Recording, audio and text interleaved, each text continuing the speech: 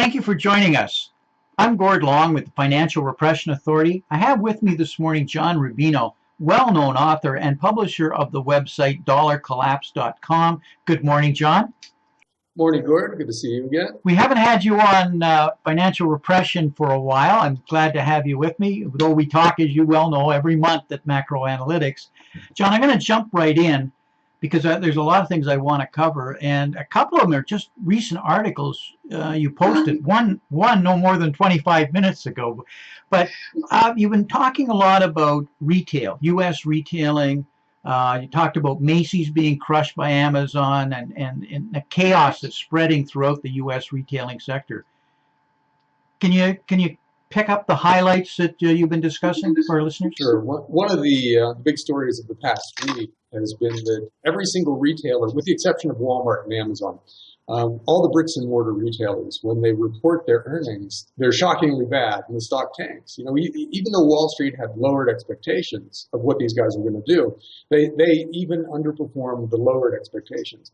And the reason for that is that finally, people might be recognizing that bricks and mortar retailing is kind of over as a concept. You know, there are just so many reasons why mall-based retailers and strip mall-based retailers just, they're on the wrong side of history.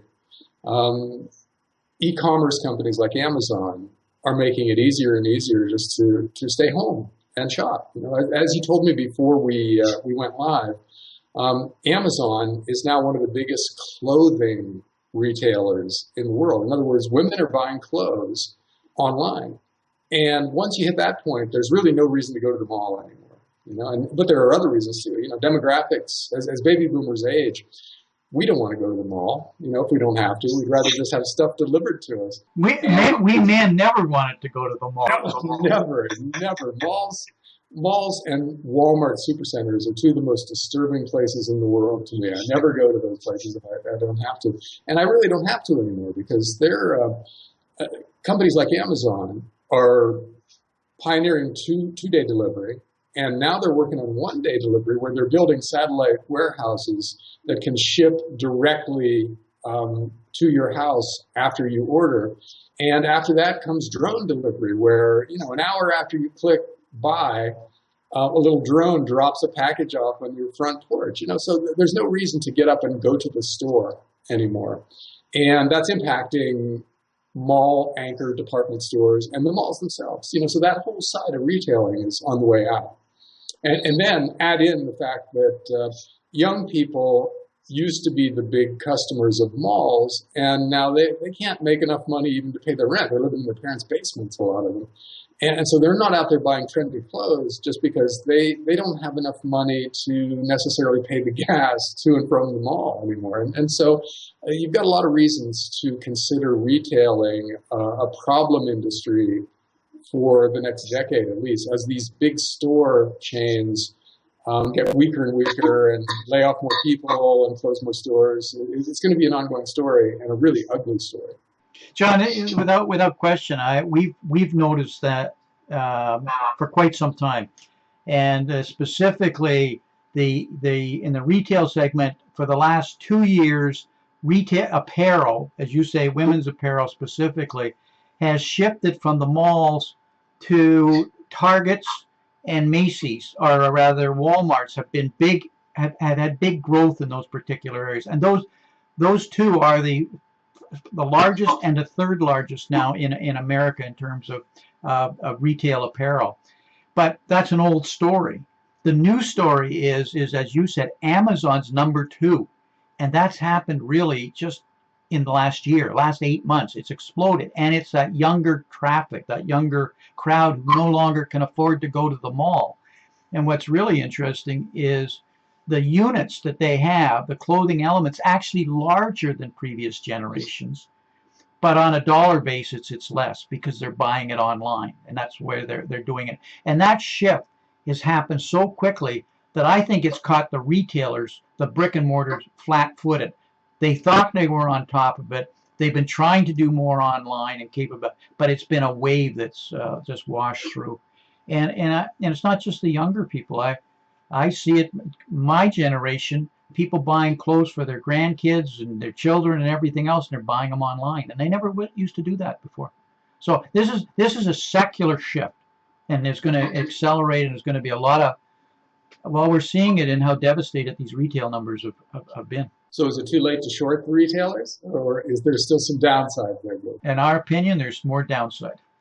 Okay. And it's a sustained trend, but there's going to be some violent bear counter rallies in here that will chase. It's harder to make money on that downtrend than on an uptrend because of those bear market counter rallies that you can get. But if you can pick them well, and it's our opinion too, John, just to close here, I think you're going to see it in those who own the buildings, the brick and mortars. The large chains and retailers don't own those buildings typically. They lease them. And where they lease them, they all go back into REITs, real estate investment trusts. So there's pension plans that are out there holding all these buildings. And life insurance are often the biggest holder of the commercial real estate. I'm not saying retail necessarily, but through the REITs. So and they haven't felt it yet. So I think I'm just speculating here, but that's what we do for a living. Well, pension funds and insurance companies are among the unsung victims of a world of negative interest rates and zero interest rates, because they depend on steady income in order to match their future liabilities. If they're going to need to generate 8% returns going forward, how do they do that? And as you said, they've shifted to an extent from bonds, which don't pay anything anymore, to real estate, which in theory pays more. But now, if commercial real estate is going to get crushed by the trends we just talked about, what does that leave them? Not much, really. They have to go into junk bonds and emerging market equities and things like that if they want to generate the kind of returns they've promised their beneficiaries. And if those things don't work, which they won't, then they're stuck with not being able to make their obligations in the future. So you're going to see big cuts in pensions, and you're going to see insurance companies going bankrupt. And see, that's another drumbeat of bad news that is inevitable and maybe imminent. That might be the kind of thing that starts later this year and continues through 2017 and 2018 until some kind of a crisis happens. So yeah, wherever you look, there is imminent bad news, and a lot of it can be traced back to monetary policy just being so crazy in the last few years. Well, certainly monetary policy, but even other public policies that are being enacted, and linking it to our discussion here on retail falling down. We increased the minimum income rate, minimum income level on an hourly basis in America. So now you've got all of the retail fast food stores reacting to it. And that is, I think, Wendy's is out with 6,000 of their stores. They're announcing that they're going to automate with kiosks. For Kentucky Fried Chicken, have them where they now have some stores now in pilot will be fully automated. McDonald's has already moved to that. So we're talking about significant, and we already seeing it in kiosks throughout many of the the Targets, the Kohl's, etc. But that's only beginning, and that wave is going to lead to two things: less requirement for floor space in this retail, back to our discussions on the total size of brick and mortar, but also labor. I think when we had the layoffs in technology that all went to real estate and housing bust, they all went into retail, at least up here in the Northeast in terms of jobs. That's the next layoffs that I see coming. You see the same thing? Well, yeah, for technological reasons, as well as for the fact that we're over leverage. We borrowed too much money, which is bad for the workforce because fewer businesses can make sales to over-indebted customers, and they hire fewer people. But technology is lopping off the bottom couple of rungs of the economic ladder now. And automation is moving upwards. So right now, and we used to use warehouses and factories, right, that were automated, and that impacted people who used to make pretty good money. Unionized factory workers were middle-class people a few decades ago. And now a lot of those jobs are just disappearing because industrial robots can do most of that work. But now it's moving up to the service industries, where, as you said, you can automate a bar, for instance, and you don't need a bartender anymore necessarily. You don't need waiters and in a restaurant. And in a retail store, you don't need as many sales clerks because all of this can be done by expert systems and by artificial intelligence and by robots. So it's not clear where the new jobs are going to come from on a mass scale. Obviously there will be new jobs in virtual reality and in robotics and things like that. But for the tens of millions of people who traditionally have entered the workforce at the lower level in service industries or, being a laborer in a factory or something like that, that's not possible anymore on the scale that it used to be done. And so, first of all, where do you make basic money when you're young and just entering the workforce? And then where do you get the skills that let you move up to the higher rungs on the ladder if you can't develop those skills on the lower rungs?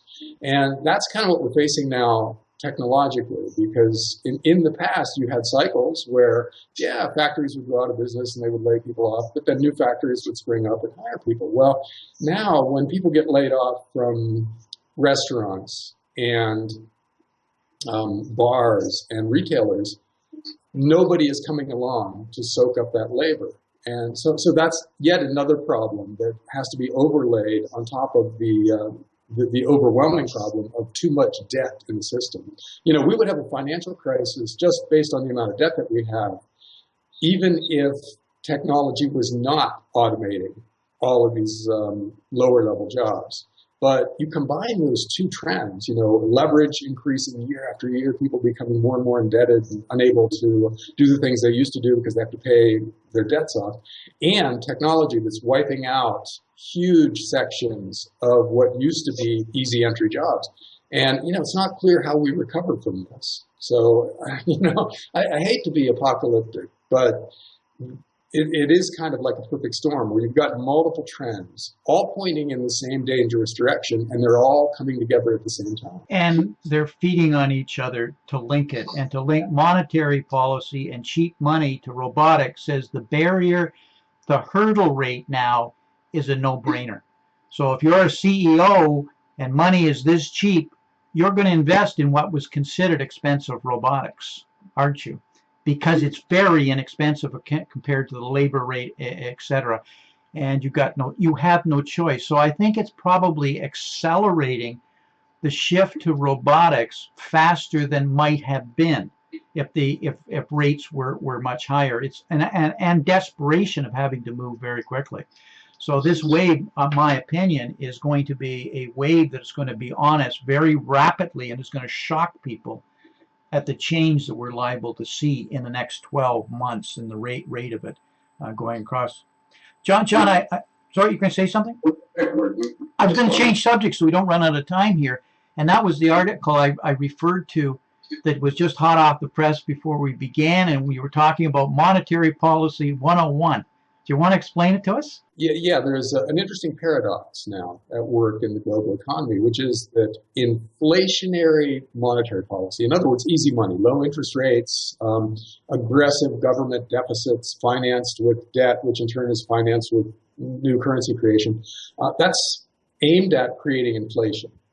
But it actually leads to the opposite, because interest rates are basically a price signal. They're the price of money.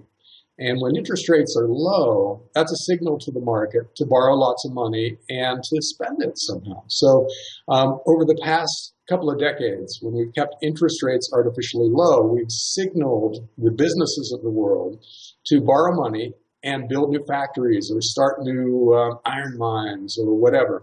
And so we've ended up with massive overcapacity around the world. And that's deflationary, because when you build, for instance, too much steelmaking capacity, you've got to run those factories if you don't want to go out of business, even if you're just making your variable costs back.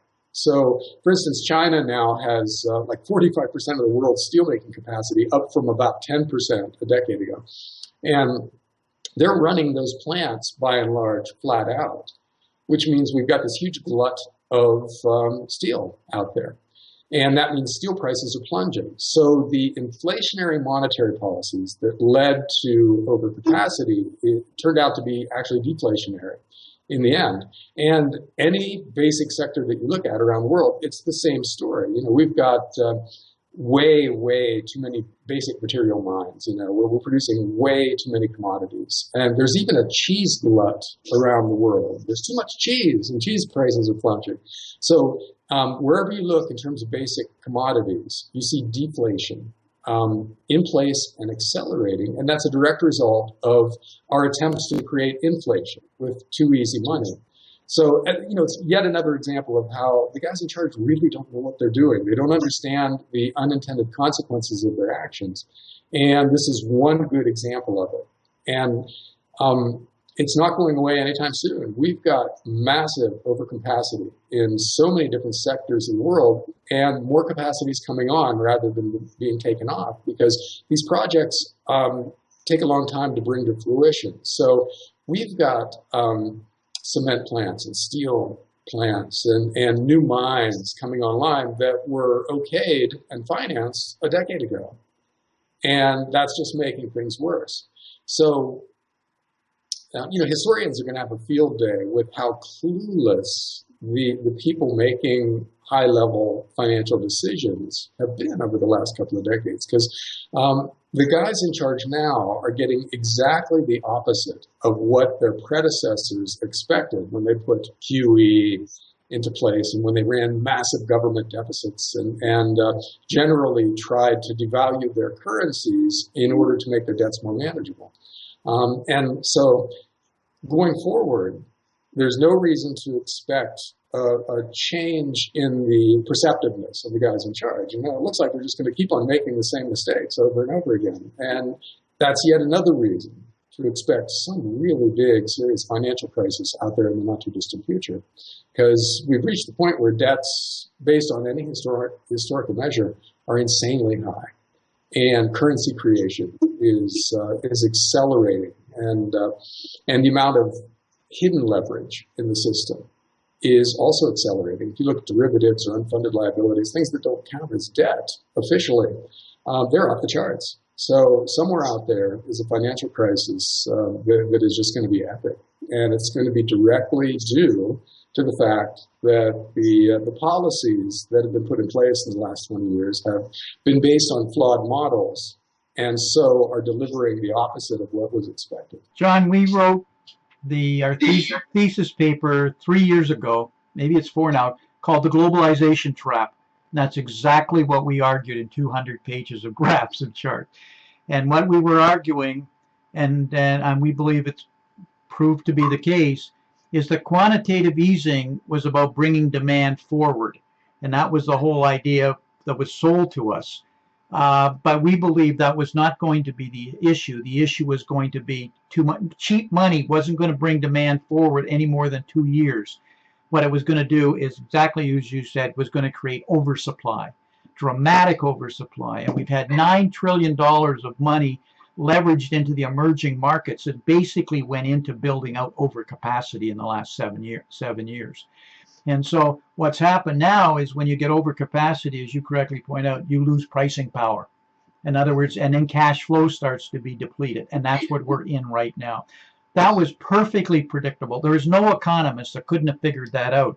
I think the mistake was they did not honestly believe that I think they thought we had some level of recovery being going, and that we wouldn't be doing this for this period of time, knowing that eventually it would lead to this. Maybe I'm giving them more benefit than I should, or they didn't. They just ignored it and thought Japan had the right model because they did it for 20 years, and look what happened to them. Same kinds of issues. So I'm not saying that we knew it, but we documented this very, very clearly, and it's going to get worse, John.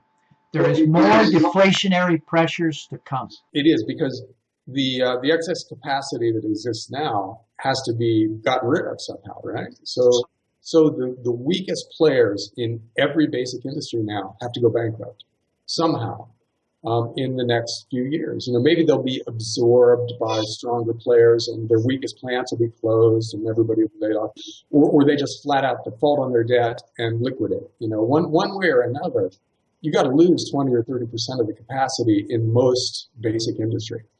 And that can't happen painlessly. That's got to be a very painful headline news kind of drumbeat thing that goes on where, some competitor of Caterpillar goes bankrupt, or Caterpillar itself, which sells the big earth moving equipment that these guys bought so much of in the last 10 years and aren't buying any of now, goes bankrupt. You're going to see stuff like that happen, and it's going to be continuous. And that's going to reinforce the reluctance to spend of people who might be able to buy stuff because they're going to be scared by the headlines, and that's going to be a self-reinforcing cycle. Not only scared, John, but laid off, because this is going to force, and we predicted another wave of major layoffs. We already have a gutted middle class. So we're killing the golden goose that actually buys the consumer product, and that's why consumption is now falling off. It's a self-reinforcing cycle here. That was perfectly predictable. And could be seen, and it's really disappointing to seeing it played out. Maybe what is really missed is all of this economics was based on a standalone country.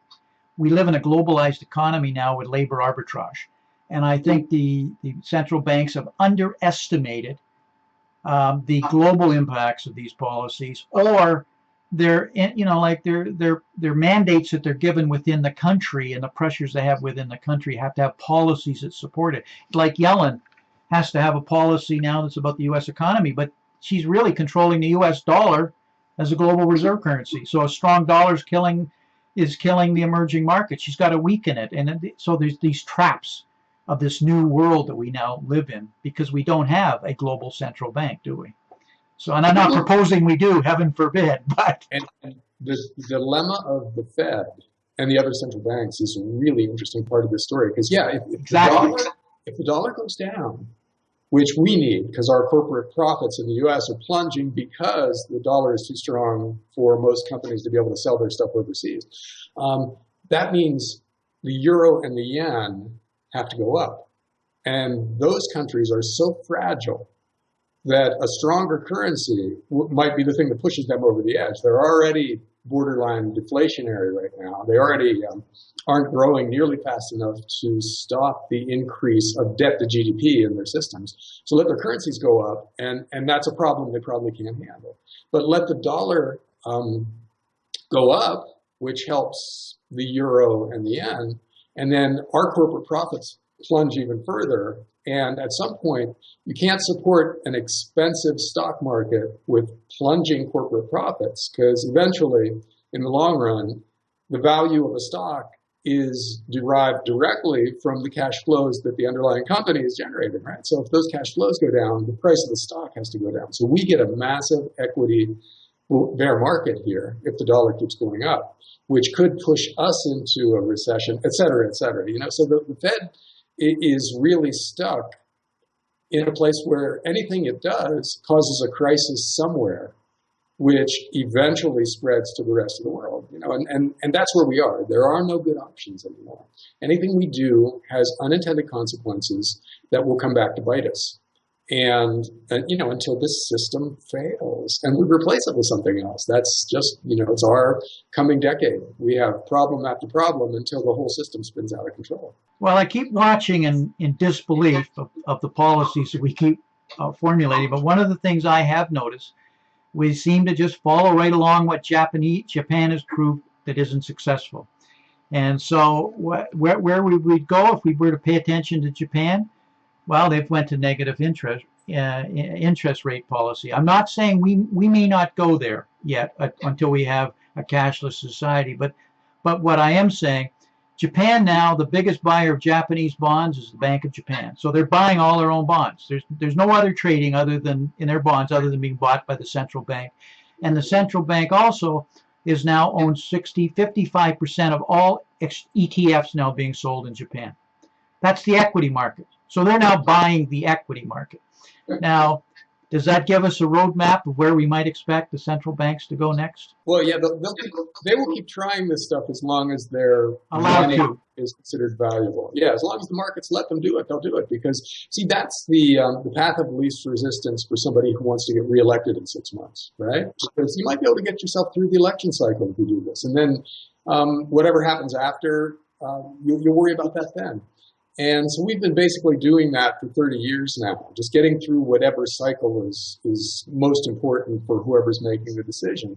And we're reaching the point where this stuff isn't working anymore. You know, the Japanese central bank and the European central bank both took steps to cheapen their currencies in the past few months and got the opposite. Their currencies went up in value, even though they pushed interest rates down to more negative levels and announced various increases in quantitative easing and et cetera, et cetera. Didn't work. So if we're reaching the point now where these kick the can down the road kind of strategies no longer work and do the opposite of what they're intended, that might be a sign that we're coming to the end of this process. And, you know, you're hearing stuff from economists now about how monetary policy is no longer working, which is kind of encouraging that they're recognizing that. But their solution is that to go to fiscal stimulus, let's run bigger government deficits and stimulate the economy that way, as if that hasn't been tried and failed. You know, the U.S. ran trillion-dollar deficits for about 5 straight years there, and all we got for it was a lot more debt. You know, we're not growing any faster. The number of people employed in the U.S. full-time is lower now than in 2007. We really haven't recovered in any appreciable way. And so let's go back and do it again. You know, that's all they've got left. And so the point will come where that doesn't work either. You know, a big deficit spending announcement is going to be met with negative actions in the markets. And that point might be the point where we finally recognize that there are no tools left. There's no way for them to save us because everything they've tried has stopped working.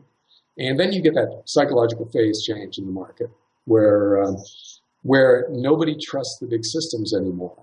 And they start, to the extent anybody can invest, they invest really defensively. To the extent anybody has the capital to build new factories, they delay that for another 6 months or 2 years or whatever to see what happens.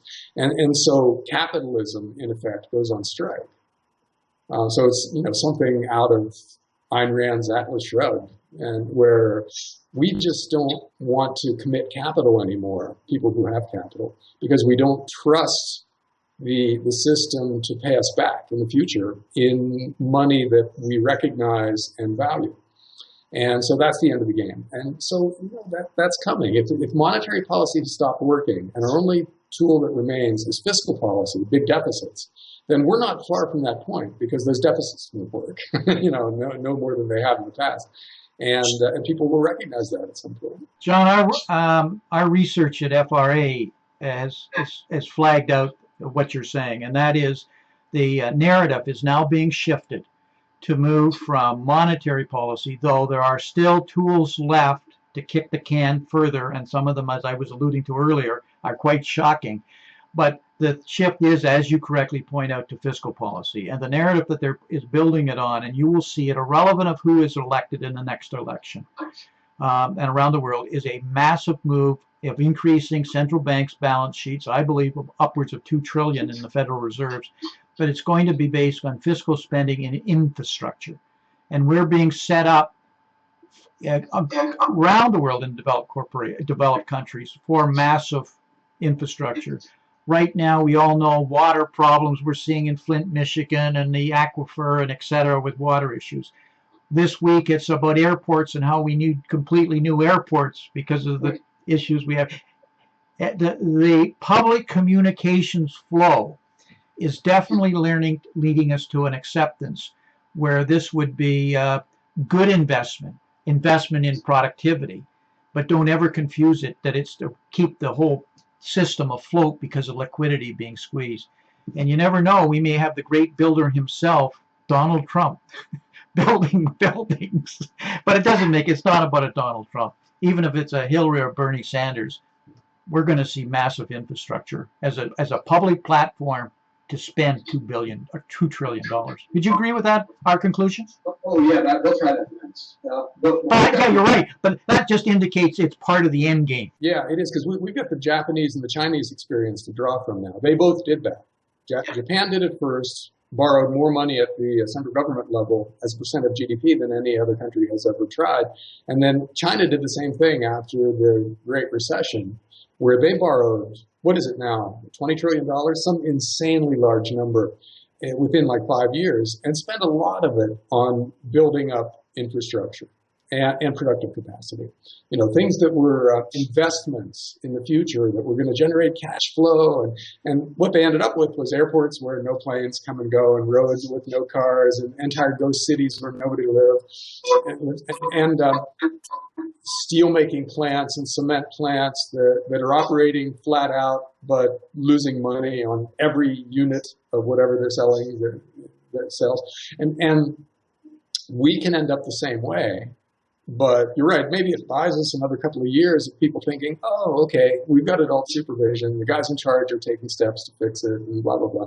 And the inevitable result will be an even bigger crisis, because we'll have to borrow so much money to fund the infrastructure build out, which we'll have to pay off at some point, or which we'll have to get rid of through mass devaluation. You know, that's the end game here is inevitably all the major countries are going to have to devalue their currencies.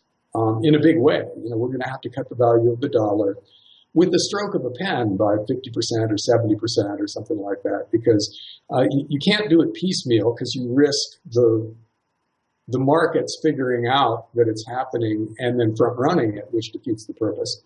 And you can't do it in a small way, because that doesn't accomplish anything. So what we are going to end up with at some point is a big surprise coordinated devaluation of all the major currencies. And in that case, because remember, it has to be a surprise or everybody front runs it. In that case, you have to be positioned with your finances ahead of time. So that when on that Friday afternoon or Sunday night, the announcement comes, you've already got your gold and silver. You already own some farmland. You know, you already own really high quality energy assets or really well chosen real estate. Things that will go up in local currency terms when they devalue your currency. So from an individual standpoint, you know, somebody trying to figure out how to deal with all the crazy stuff we're talking about here, I think you have to do that by beginning a process of committing yourself to real assets and eliminating your exposure to financial assets, because they're the things that are hurt by all of this. You know, government bonds, worst place in the world to be if we're going to devalue our currencies really aggressively. Corporate bonds, that's a mixed bag, and you can't just buy them generally. You know, you got to buy the right corporate bonds if you want to have an income stream that matters. So, you know, there's a lot to think about, and there's a lot that an individual can do to protect themselves from the stuff that we're talking about. You know, so really, our conversation, Gord, is about an investment thesis. It's not just about all the bad stuff that's happening in the world. It's how we can make money from this process. And when you look at it that way, it's a lot happier prospect. You know, they're giving us a chance to have a once-in-a-lifetime investment strategy that, in a couple of years, does what the guys did in The Big Short, the movie, where they, in the space of 2 years, made 500 times their money, you know, and those days are coming. Probably not on that scale, but there's a chance that we can have a couple of great years with our investments while the world is spinning out of control, and that's what we should be aiming at. John, to echo your point, I had a long discussion recently with James Rickards, and he has a new book out, and he argues in both the book and in the discussion I had with him that to get the dollar down, and it needs to be taken down globally for various reasons, to get inflation forced into the system so that the debt's not worth as much in terms of keeping the country solvent, the sovereign solvent, what I was trying to say. One of the ways to do it, and this will shock most of our listeners, is for the government to drive the price of gold up, to revalue gold at a much higher, and they can do that in a pen stroke. They can do that quickly. So the enemy of the government has been gold, but it could be the friend of the government in a crisis as it gets to be or to avoid a crisis. So as an investor, think about these things. Think about because if you get it right, but also understand the risk when you get it wrong, right, John? Oh, yeah. Don't use leverage. That's it's a really important point in all of this. Is that some of these things look so attractive. Betting against government bonds and loading up on precious metals. These things look like the kind of things that you should mortgage your house to do, and you shouldn't though. Even though if you time it perfectly, buying gold with borrowed money or shorting treasury bonds with borrowed money will just be phenomenally successful. The timing is unpredictable. And if you use leverage, you risk not being able to cover the interest costs on your leverage and losing everything. So never borrow money to take any of these positions. But to go back to Jim Rickards, what he says makes a lot of sense, that you can't devalue the dollar against the euro or the yen, because then they'll just turn around and do the same thing to you. It's a zero-sum game unless you find something to devalue against for everybody. That's what he says, because remember, he's the author of the book Currency Wars. Yes. And he says the strategy in the currency wars to avoid that is this is one of the ways you can avoid it. So even if it's not a strategy yet, they could coalesce around this in desperation. Well, it's going to be the least scary option for these guys at some point. They're going to have to give up a lot of power to go back on modified gold standard, but they're going to have to give up a lot of power anyway. Or another, and this way they don't get hung from the local bridge like the Italian. It's the only way they can keep the status quo. It may be limited on their offer. Gordon, do we have 15 more seconds? Sure. Okay, because I think combining Jim Rickards' point of view with that of Catherine Austin Fitts is really useful, because her thesis is that the 1% is basically sucking wealth out of the rest of society, and they've been doing that consciously for the past few decades, and they've basically stolen just about as much as they think they can steal. And so now it's in their interest to go back to a form of sound money to protect what they've stolen. So that's another reason for the gold standard eventually looking useful to the people in charge. And so you combine those 2 points of view, and you get the inevitability of something like that at some point, and maybe in the not too distant future. Catherine Austin Fitts is a very intelligent lady, and she, as you well know, we both know, and she argues we're in the midst of the biggest debt for equity swap in the world, which is a whole discussion of how debt is being moved to equity in this calculated game. And once you've moved it to equity, you want a sound money system to protect that theft.